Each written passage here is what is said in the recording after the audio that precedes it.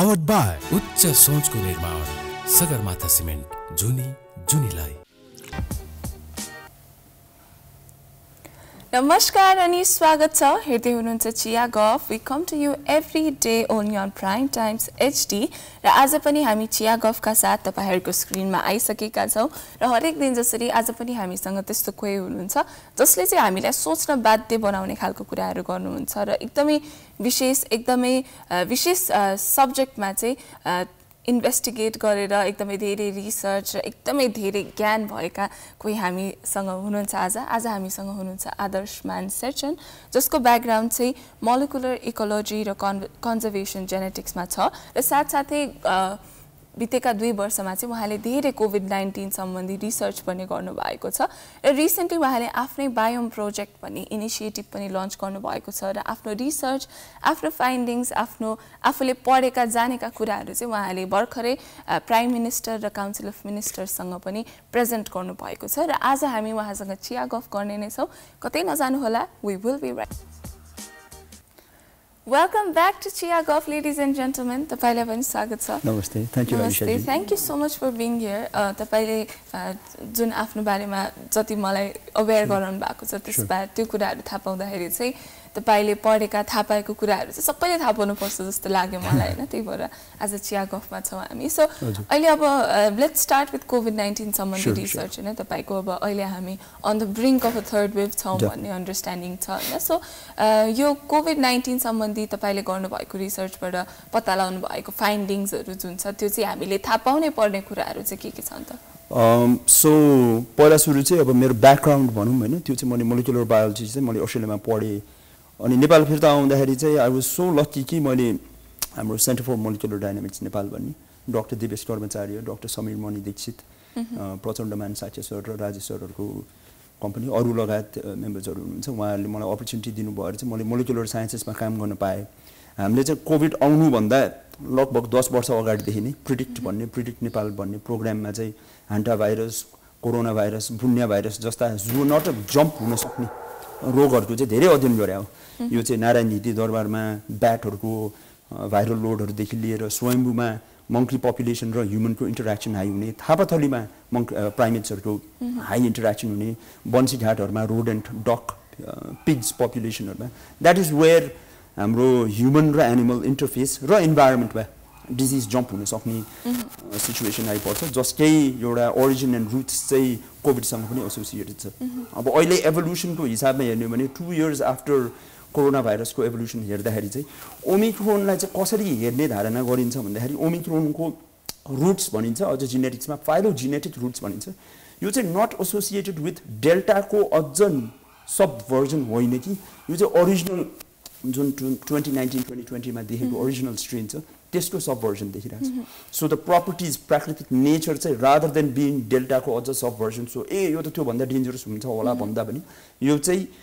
2019 को ओरिजिनल त्यसलाई wild type भनिन्छ, त्यसको सब भर्जन बढी देखिन्छ एउटा। अर्को भनेको चाहिँ यो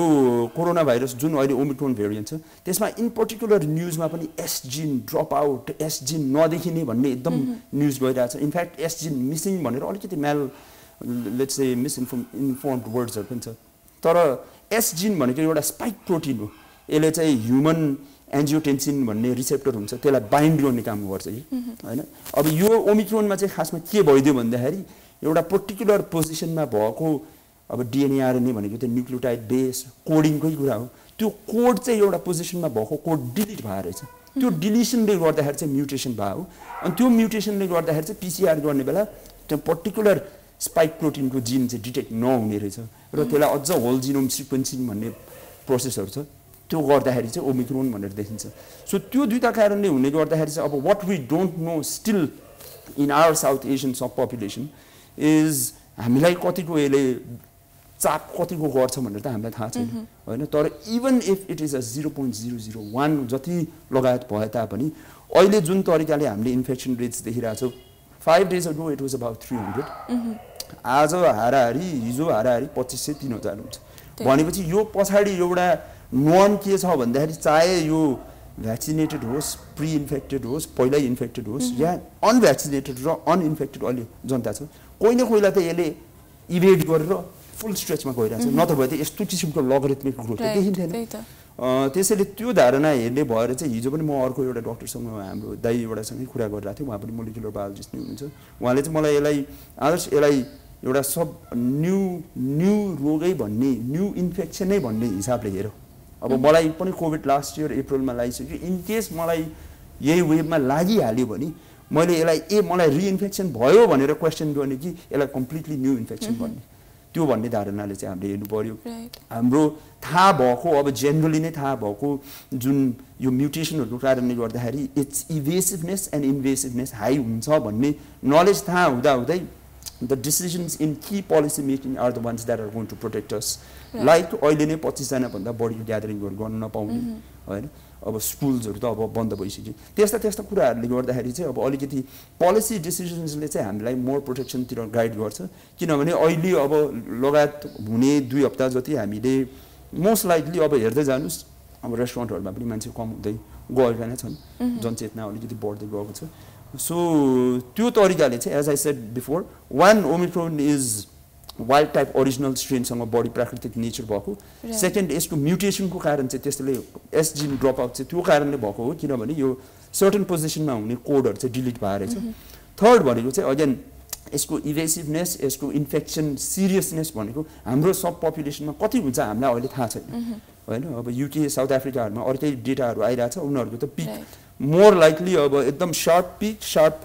ड्रप हुन्छ भन्ने जस्तो देखिरहेछ अब we can not rely on that just solely on that rather take our precautions in place right अनि यो अब कोभिड को कुरा गर्दाखेरि चाहिँ there is always this understanding अब मेरो फ्यामिलीमा अथवा फ्रेन्ड सर्कलमा चाहिँ एउटा के अन्डरस्ट्यान्डिङ छ भन्दा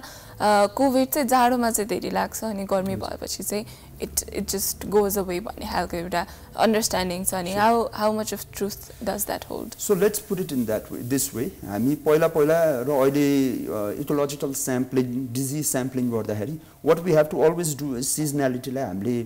एकदम core part of our sampling एफर्ट्समा राख्नै पर्छ कि so what happens is dry season जुन अहिले हामी इन द कोर अफ छौं ड्राई सिजनको इकोलोजी नै फरक हुन्छ वेट सिजनको इकोलोजी नै फरक हुन्छ किन भन्दाखेरि त ड्राई सिजन हुँदाखेरि for example avian influenza if you check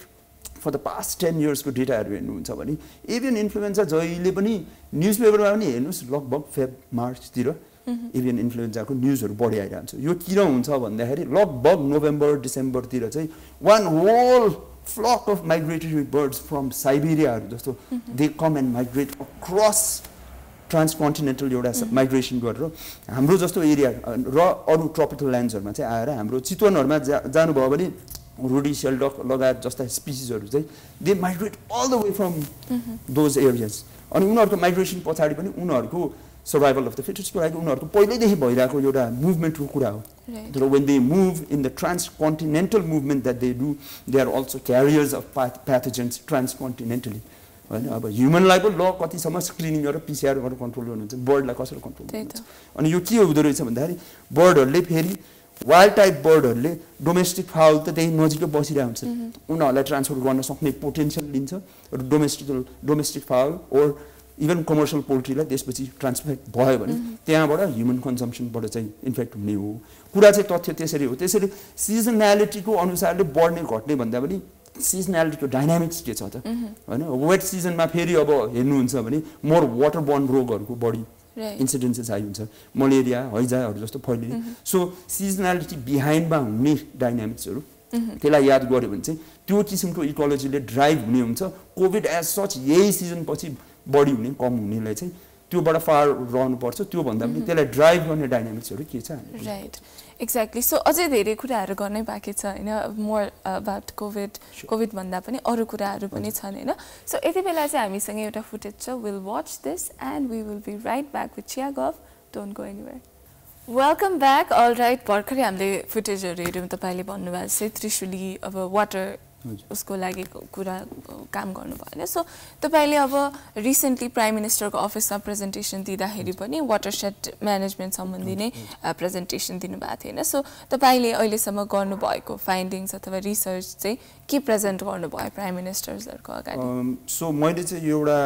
यो चाहिँ प्राइम मिनिस्टर्सको अफिस भन्दा पनि अफिस अफ द प्राइम मिनिस्टरमा त्यहाँ चाहिँ हुने स्पेशली बागमती म्यानेजमेन्ट कमिटीहरूको key players and actors and च्याम्पियन्सहरू सम्बन्धी प्रेजेन्टेसन दिन पाएको थिएँ। त्यसमा चाहिँ मेरो मेजर फोकस भनेको चाहिँ के थियो भन्दाखेरि बागमतीको क्लिनअप भन्ने अभियान चाहिँ it won't work with thousands of people going to the river embankments and just collecting waste and going home on a Saturday. Because बोल्दा बोल्दै त्यहाँ कति क्युबिक मिटरको वेस्ट चाहिँ इन्डस्ट्रियल हाउस होल्ड सुवर वेस्टहरू आइ नै रह हुन्छ होइन। So the problem at hand which is the source problem is different than the ones we are thinking. बागमतीमा मेजर अहिले पनि मेजर प्रब्लम भनेको चाहिँ यहाँको वेस्ट वाटरको केमिस्ट्री र बायोलोजी हो। केमिस्ट्रीमा चाहिँ मोस्ट लाइकली हेभी मेटलहरूको इफेक्टहरू हो पानीमा, र बायोलोजीमा चाहिँ सबभन्दा स्पेसिफिकली गरेर चाहिँ मलाई लाग्ने अहिले वर्ल्डमा सबभन्दा ठुलो अब health problem public health problem भनेर चाहिँ एन्टिमाइक्रोबियल रेजिस्टेन्स, अर्थात् हजुरले जुनै पनि लेभलमा एन्टिबायोटिक्सहरू खाइदिनु भयो भने त एउटा पोइन्टमा आएर कुनै पनि एन्टिबायोटिकले काम गर्ने क्षमता नै रोक्छ। त्यो अहिले नै देख्न थालिसक्यौँ। हाम्रो एन्टिबायोटिक स्पेक्ट्रम रेजिस्टेन्ट हुने एकदम हाई छ, हाम्रो ससेप्टेबिलिटी झन् झन् कम हुँदै गइरहेछ। र यो सबैको वेस्ट लोडको मदर लोड चाहिँ एन्डमा आएर कहाँ डिपोजिट हुन्छ भन्दाखेरि बागमतीमै हुन्छ। र बागमतीमा किन यो एसोसिएटेड छ भनेर भन्ने हो भने चाहिँ टाइममा वेस्ट वाटर ट्रिटमेन्ट भएन, र हामीले पनि अब रुगा लाए पनि एन्टिबायोटिक खाइदिने, हाम्रो चिकन पोल्ट्री कन्जम्सनमा पनि एन्टिबायोटिक हुने, हाम्रो अब भेजिटेबल्सहरूमा पनि एन्टिबायोटिक्सहरू ट्रिट हुने, फिसमा पनि एन्टिबायोटिक्सहरू हुने, स्वाइनमा पनि पिगमा पनि एन्टिबायोटिक्सहरू हुने। त्यस्तो भयो भने त we are just offloading so much AMR जिन्सहरू हामीले अफलोड गरेर हुन्छ। यो जिन्सहरू चाहिँ बेसिकली गएर एउटा पुलमा सँगै हुन पायो भने उनीहरूले अझ कोभिडले जसरी अहिले म्युटेट गरेर झन् झन् झन् एभोल्युसन पाइरहेछ नि त, उसले त कि त एस्केप गर्ने, कि त स्ट्रेन्थन हुने, कि त विकलाई अट्याक गर्ने। It's all in a way Mendelian and Darwinian जेनेटिक्सको काइन्ड अफ मिक्स गरेरै इभल्भ भइरहेछ। भनेपछि ब्याक्टेरियाले पनि त्यसरी नै इभल्भ हुँदै गयो भने त भोलि आएर यस्तो दिन नआओस् कि हामीले खाना खाएर पानी पिएर सास फेरेर पनि एउटा किसिमको माइक्रोबियल रेजिस्टेन्स यस्तो बिल्डअप हुन्छ कि हामीलाई कुनै पनि एन्टिबायोटिक स्पेक्ट्रमले चल्दैन। त्यसपछि त इन्फेक्सनले नै हामीलाई अलमोस्ट फेटालिटीको रेटमा लिड गर्ने भयो। That's very dangerous. WHO को अनुसार चाहिँ 2050 सम्ममा चाहिँ AMR is going to be tipped as the causative agent of death, the leading causative agent of death, overtaking cancer. So it is a major public health crisis. अहिलेदेखि नै हामीले resilient infrastructure create गर्न सकेनौँ। How do you create resilient infrastructure? You create resilient infrastructure by doing a lot of on-ground research. होइन? So मेरो काम भनेको चाहिँ अहिले I am saying, we have the skills. We have done about 10-15 years of work on this already. We know how One Health, which is the paradigm of human-animal environment works. तर अहिले त one water भन्ने पनि concept आएको छ। वाटरलाई main spectrum राखेर human animals इन्भाइरोमेन्टलाई कसरी इन्टरेक्ट गर्छ त्यो भनेपछि give us some of the ठोस अलिकति हेल्प दिनुहोस् होइन। अब नेसनल हाइलाइट गर्न दिनुहोस्, अलिकति पब्लिक फन्डिङ दिनुहोस् होइन। यो त कसको लागि हो र यो रिसर्च गर्ने होइन भनेर गर्न दिनुहोस्। र यो गर्न दिनुभयो भने लगभग 1.5 वर्ष 5 वर्ष तथा 10 वर्षमा डिफ्रेन्ट टाइमलाइन्सहरू राखेर चाहिँ हामी यस्तो यस्तो किसिमको माइलस्टोन्सहरू देखाइदिन्छौँ। र हाम्रो एक्सपिरियन्स र हाम्रो नेटवर्क्सहरूको कारणले गर्दाखेरि I am sure we can put Nepal on the global map of saying how river restoration should be done भनेर चाहिँ हामीले एउटा किसिमको त्यो किसिमको मैले त्यो किसिमको एडभोकेसी चाहिँ मैले पुस्ट गराएको थिएँ। Thankfully I got very well responded, positive response आएछ। एन्ड अहिले चाहिँ म अनेस्टली स्पिकिङ बागमती बायोम प्रोजेक्टको एउटा जहिले पनि एउटा इन्भाइरोमेन्टल र रिसर्च प्रोजेक्ट गर्दाखेरि before you jump into the work you are always in an attention phase. हजुरसँग आज बोल्ने पनि एउटा अटेन्सन फेज नै रेज गर्नलाई हो। त्यही त अवेरनेस रेज गर्नु एकदमै जरुरी नै छ, especially when it comes to public health. र त्यसले त्यस्तो मासलाई त्यति ठुलो असर पार्न सक्छ भने त त्यसलाई धेरै अटेन्सन दिनु जरुरी नै छ होइन। सो यति बेला चाहिँ हामी चिया गफमा एउटा छोटो ब्रेक लिने बेला भइसकेको छ। We will be right back, don't go anywhere. Welcome back to Chiya गफमा आयुषा चालिसेको साथमा हुनुहुन्छ र आज हामीसँग चिया गफ गर्दै हुनुहुन्छ आदर्श मान शेरचन, जसले चाहिँ धेरै पब्लिक हेल्थ, मोलिकुलर बायोलोजी तथा यस्तै कुराहरूमा चाहिँ रिसर्च गर्नुभएको छ र उहाँले रिसेन्टली लन्च गर्नुभएको छ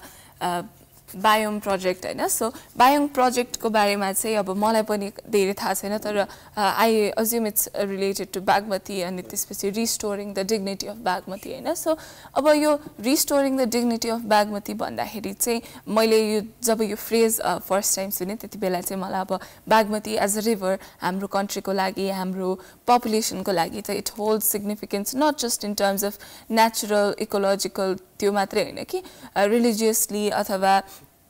social cultural context मा पनि it holds a lot of importance नि त हैन सो तपाईले चाहिँ यो रिस्टोरेसन अफ डिग्निटी जुन बागमतीको चाहिँ कुरा गर्नुहुन्छ यसमा चाहिँ के पर्छ त अब यस्तो अब नम्बर 1 भनेको the Bagmati leads to where भन्दाखेरि it leads to the Ganga Brahmaputra हैन one of the most venerated rivers in South Asia अब टेथस सी को बाइन्डिङ भएपछि यो इभल्भ भएको यो किसिमको वाटरवेजहरु भनेको चाहिँ हाम्रो सिभिलाइजेसनसँग यति अट्याच छ कि you know if you talk about the Mahabharatas the Vedas हैन यो सबैमा the greatest cities of the world are always attach to the greatest waterways of the world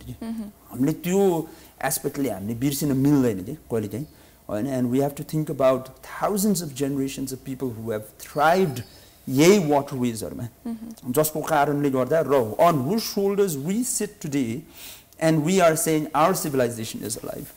भनेपछि त यहाँ बागमतीमा लगभग कहिले हो हजुरको 1960-65 बाट फर्स्ट डकुमेन्टेड और अनडकुमेन्टेड इन्डस्ट्रिजहरु आउन थाले सुवर लाइन्सहरु ट्रु अर्बनाइजेसनको इम्प्याक्ट त त्यसपछि मात्र आउन थाल्यो नि त हैन भनेपछि लगभग 50 इयर्समा हामीले जुन क्यास्केडिङ कम्पाउन्डिङ इम्प्याक्ट राखेका छौं एउटा इन्भाइरोन्मेन्टल रिसोर्समा हैन त्यो त it is such a huge tragedy of the commons to be honest हैन अब इन्भाइरोन्मेन्टल स्कुल अफ थटमा चाहिँ हामीलाई दुईटा कुरा के सिकाइन्थ्यो भन्दाखेरि पहिला जेरेट हार्डिङ भन्ने फिलोसोफर हुनुहुन्छ he says tragedy of the commons which means कमन्सलाई एउटा मान्छेले पनि वास्ता गरेन 10 जना मान्छेले वास्ता गरेन 1000 जना मान्छेले वास्ता गरेन भने त्यो ट्रेजेडी भएर जान्छ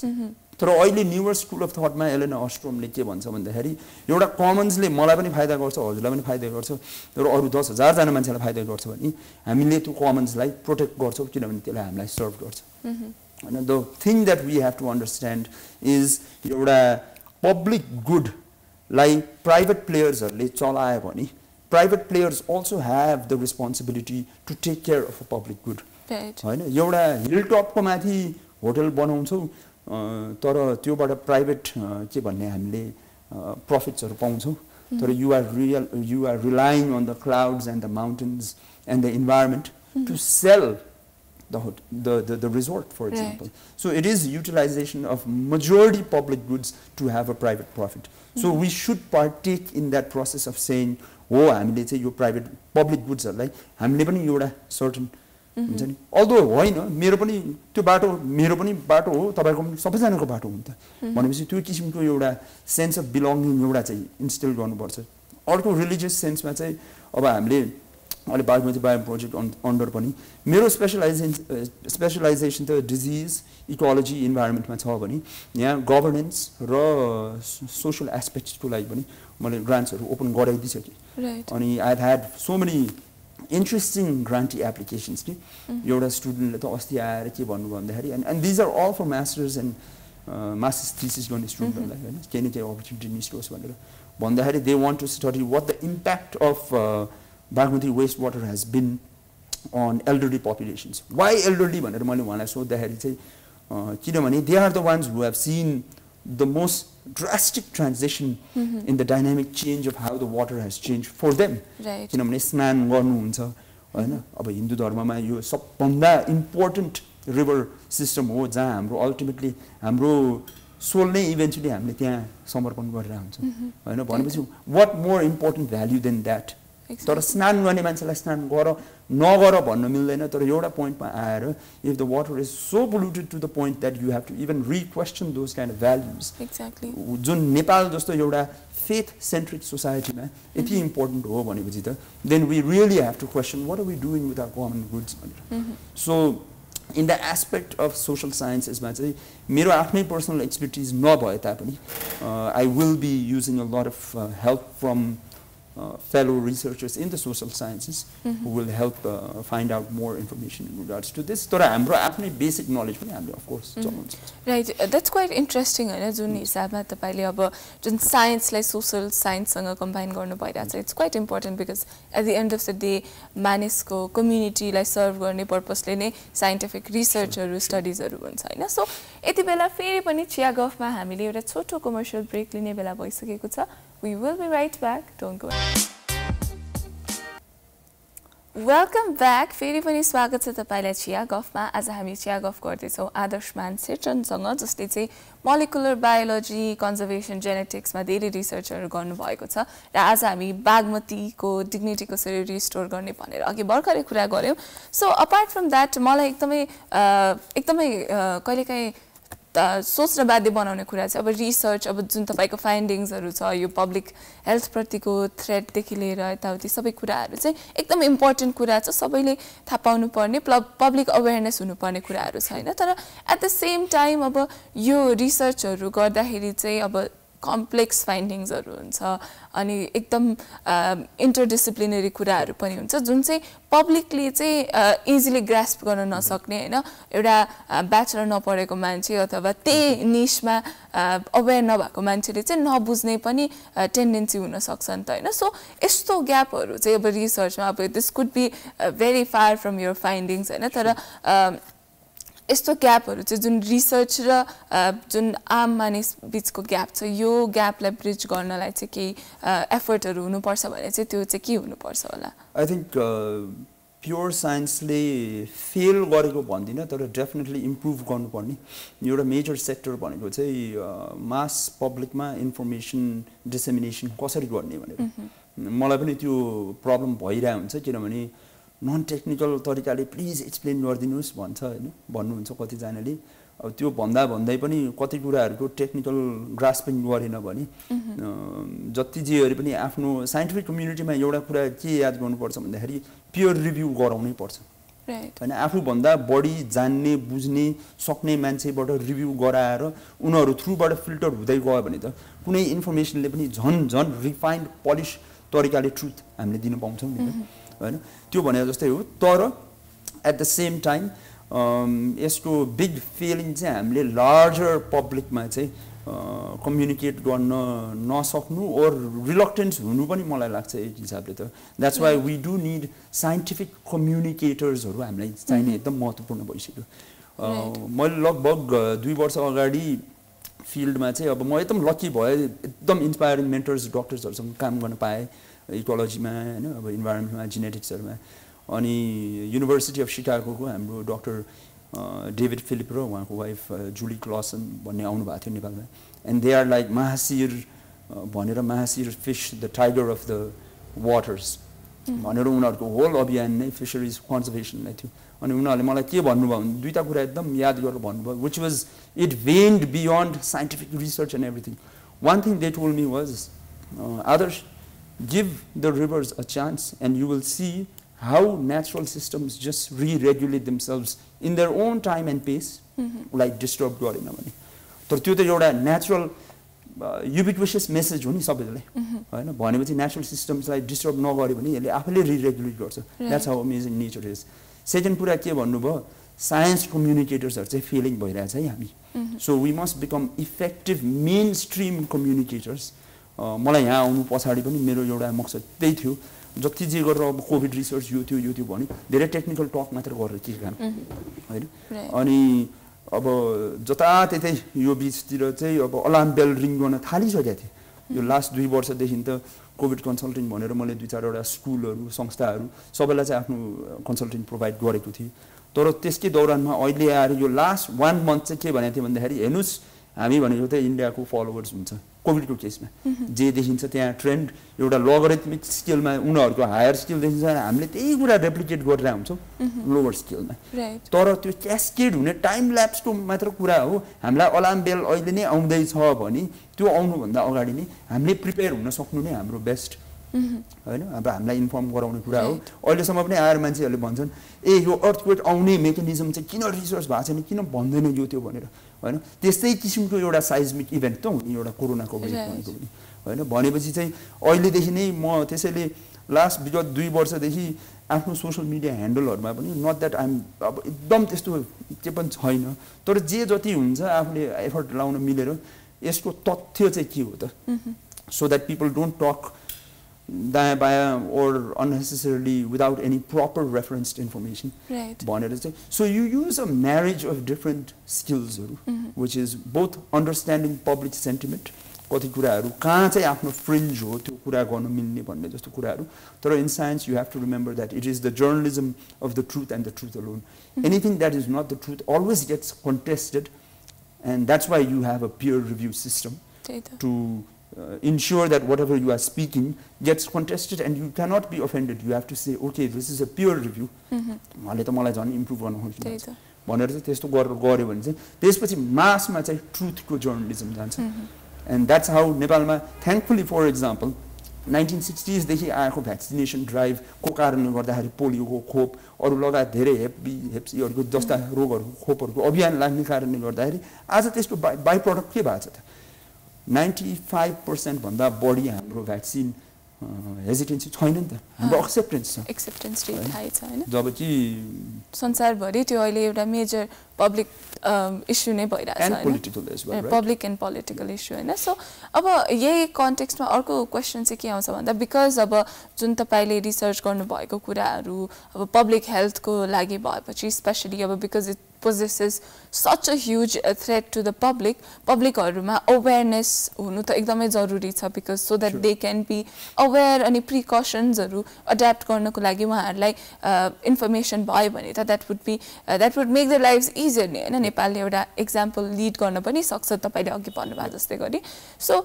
यसको लागि चाहिँ नेसेसरी स्टेप्सहरु चाहिँ के होला त त्यसो भए एउटा भनेको त इन्फ्रास्ट्रक्चरै हो हैन एन्ड इन्फ्रास्ट्रक्चर डजन्ट मिन हामीले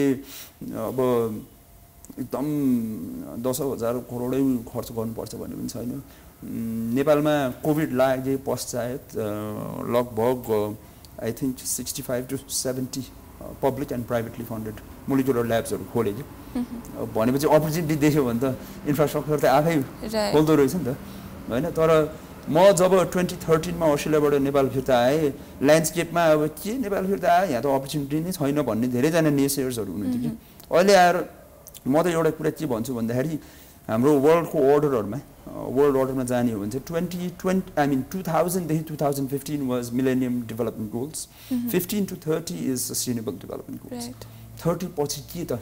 भनेर भन्ने हो भने अहिले नै हजुरले नि देखिराख्नु भएको छ सस्टेनेबिलिटी or sustainable development दिगो विकास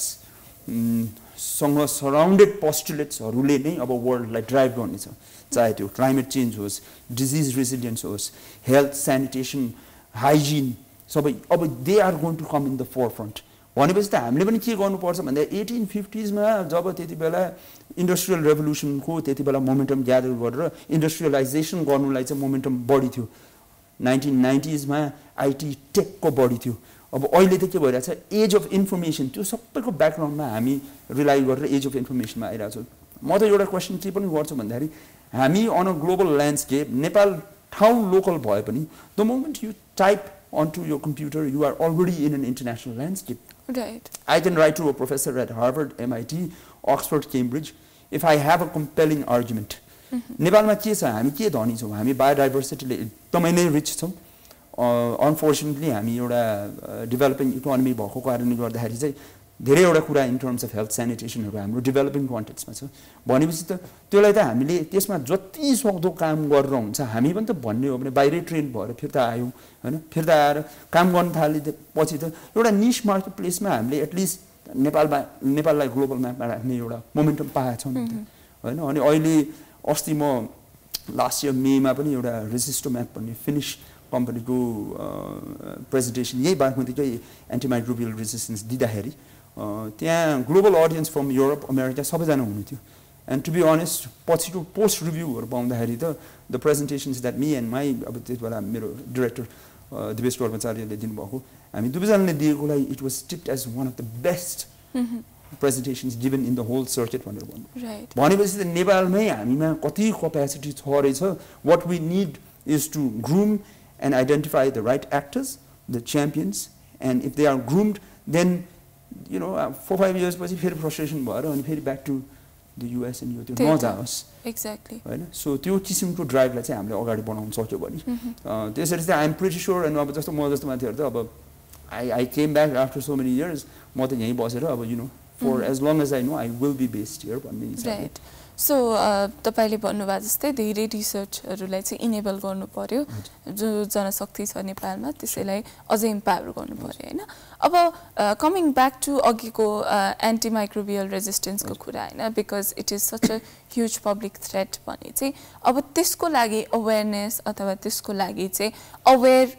हुने मान्छेले चाहिँ के स्टेप्सहरू लिँदाखेरि चाहिँ उनीहरूलाई चाहिँ योबाट रेजिस्टेन्स हुनबाट चाहिँ रेजिस्ट गर्न सकिन्छ सो नम्बर 1 भनेको त again any research drive social drive जे होस् त्यसमा we have to realise attention is the most important public dissemination phase हामीले रियलाइज गर्दैनौँ होला तर हाम्रो अहिले पनि डायल टोनमा COVID-19 अझ के भनेर आइरहेको हुन्छ नि फोनमा सबलिमिनली त्यसले हामीलाई अझ इन्फ्लुएन्स गरिरहेको हुन्छ जुन दिनबाट त्यो डायल टोन आउन छाड्छ नि सबलिमिनली हाम्रो सर्टन ग्रेड्स हाम्रो कसियसनेस हाम्रो घट्छ कि हैन त्यो पब्लिक हेल्थ मेसेजको एउटा ग्रेट स्ट्र्याटेजी हो नि त हैन अब एएमआरलाई पनि त्यसरी नै हामीले के भन्नुपर्छ भन्दाखेरि मेडिकल कम्युनिटी पनि धेरै साथ गर्नुहुन्छ यसमा हैन if you have a viral रोग why do you treat antibiotics for example those are two different targets हैन त्यस्तो कुरा हेर्नु पर्यो अर्को कुरा भनेको हामीले देखेकै हो इन्डस्ट्रीजहरुमा पनि हेर्नुहुन्छ भने पोल्ट्री फर एक्जाम्पल पोल्ट्रीमा हेर्नुहुन्छ भने अब पोल्ट्री इन्डस्ट्रीको मेल प्र्याक्टिसै भनौँ 45-50 डेज जतिमा तपाईको चिकनलाई चाहिँ 2.5-3 किलो पान पायो भने त्यसपछि त मार्केटमा गइहाल्छ उले त आफ्नो प्रफिट बुक गरिहाल्यो तर त्यो गर्नलाई उनीहरूले कति किसिमका एजेन्ट्सहरू हर्मोन्सहरू स्टेरोइड्सहरू एन्टिबायोटिक्सहरू ट्रिट गरेका हुन्छन् त्यो सबैको ट्रान्सफ्युजिङ एजेन्ट्स को त भनेर हामी हो नि त त्यो चिकन त हामीले खान्छौँ अनि त्यसपछि फिकल म्याटरको हिसाबमा सुवेज भएर जाने कहाँ हो त आखिरमा बागमतीमै जाने हो भनेपछि इन्डिरेक्टली डिरेक्टली उसले आफ्नो 45 दिनको प्रफिटलाई बुक गर्नलाई हामीले पनि त बेयर गरेर हुन्छौँ त्यो कस्ट भनेपछि यो सबै रिसोर्सेसहरू कहाँबाट आइरहेछ नि त फर एक्जाम्पल अहिले पनि अब फिस मार्केटहरूबाट आउने हो भने कहिलेकाहीँ अब डिफ्रेन्ट अब के भन्छ प्रिजर्भिङ एजेन्टहरूमा राखिन्छ भनेर सुनिन्छ हैन तर सुनिने कुराहरू पनि सुनिने मात्र होइन केही न केही तथ्य नभइकन त त्यस्तो रुमर्सहरू पनि आउँदैन हैन भनेपछि त मेन कुरा पब्लिक ड्राइभमा जाँदाखेरि चाहिँ फ्रम वेयर एभर यस्तो भनौँ न इन्सिडेन्सेसहरू कहाँबाट आइरहेछ भनेर त्यो एजेन्ट्सहरूलाई चाहिँ इन्फर्म गराउनु र पर्टिकुलरली पोलिसीबाट चाहिँ सोर्स ट्र्याक गरेर पोलिसी थ्रु भनौँ एक्सन्सहरूलाई चाहिँ एक्जिक्युट ओर रिफाइन गर्नु र डिफाइन गर्नु र लिमिट गर्नु इन्भाइरोमेन्ट साइन्समा चाहिँ कमान्ड एन्ड कन्ट्रोल पनि भन्छ पोल्युटर पेज प्रिन्सिपल पनि भन्छ सो कमान्ड एन्ड कन्ट्रोल भनेको एउटा सर्टन एम्बियन्ट कन्डिसन भन्दा उता गयो भने चाहिँ हामी तपाईँहरूलाई फाइन गराउँछौँ भन्ने जस्तो पोलिसीहरू तर त्यो पोलिसी ड्राइभर्सहरू त हामी त हुन सक्दैनौँ हामी त इन्फर्मेन्ट्स हो हामीले त बेस लाइन दिने काम गर्छौँ हैन तर अब कुन एक्सटेन्टसम्म जाने भन्ने कुराहरू आउँछ तर जेनरल मासमा चाहिँ त्यसैले don't take antibiotics on a whim रुवेला एन्टिबायोटिक्स लिइहाल्ने होइन हैन अब घाँटी दुख्यो स्ट्रेप्टोकोकल ब्याक्टेरिया डेभलप भएछ भने पो एन्टिबायोटिक्स त्यही अनुसारको खाएर त्यो ब्याक्टेरिया हट्छ भाइरल फ्लू हो भने त त्यसले त काम गर्दैन हैन so you have to understand, honestly speaking, the culture of creating evidence-based treatment. किनभने नेपालमा त सेल्फ ट्रिटिङ एउटा मेल प्र्याक्टिस धेरै छ नि त आफूले नै अब गएर फार्मेसीमा गएर खाइदिने त्यस्तोहरू सो त्यस्तोहरू चाहिँ कम गर्दै लग्यो भने यो भनेको आज एउटा दिनमा हुने होइन क्यास्केडिङ तरिकाले स्लोली चेन्ज हुने तरिका हो तर हामी एज इन्फर्मेन्ट्स हामीले चाहिँ त्यो इन्फर्मेसन चाहिँ छटपष्ट गरिराख्नुपर्छ र गर्न पनि सकिन्छ त्यसमा गाह्रो कुरा चाहिँ होइन कोभिडमा अहिले नै हेर्नुभयो भने हरेक dial tone for the last 2 years has been the awareness about covid right exactly so yes एकदमै इन्साइटफुल कन्भर्सेसन भयो होइन सो हामी चाहिँ अब कुरा गर्दा गर्दै प्रोग्रामको एन्डतर्फ आइसकेका छौँ सो जाँदा जाँदै हाम्रो दर्शकहरूको लागि तपाईँको केही मेसेज छ भने now is the time Number 1 त if you are in the phase of sciences to research गर्नुहुन्छ भने चाहिँ spend a lot of time in researching and studying and increasing your value first. किनभने public massमा जाँदाखेरि चाहिँ if you don't have a body of work both in experience, education, trial and error and failures, then what happens is आफूले convince गर्न पनि गाह्रो हुँदो रहेछ एउटा कुरा चाहिँ, Right, exactly. So you don't reach. So the most important thing in the younger phase of your life मा हुँदाखेरि चाहिँ invest as much as you can on the education and the training part. त्यसपछि चाहिँ I really believe that कुनै cause important छ, किनभने म पनि एउटा medically challenge situationबाट नै